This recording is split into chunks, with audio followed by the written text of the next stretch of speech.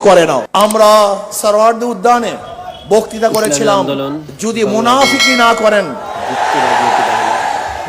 প্রকাশ্যেই রাজনীতি করে আমি বিশ্বাস করি আজকে মঞ্চে যারা আছেন বলেছিল, আজকে মঞ্চে যারা আছেন যদি আমরা মুনাফিকি না করে আমরা গুপ্ত ভাবে এড়িয়ে যাব, পালিয়ে যাব না।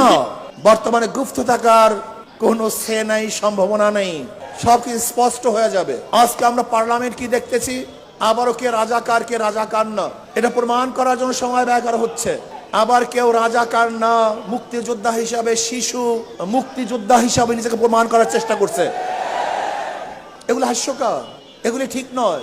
আবার কেউ মুক্তিযোদ্ধার পরিবার হিসাবে নিজেকে পেশ করছেন। সত্য বললেই হয়, আপনার পরিবারজনক মামলার বিরুদ্ধে কথা বলবেন, আবার ৭১-এ স্বাধীনতার বিপক্ষে কথা বলবেন, এই দুইটা হয় না। কেউ কেউ বলেছেন যে ছাত্রলীগের মধ্যে যে হেলমেট বাহিনী ছিল তারা কারা। এই প্রশ্ন আসছে, যদি কোনো একদিন কেউ বলে যে হেলমেট পরিহিত লোকগুলি অমুকে ছিল,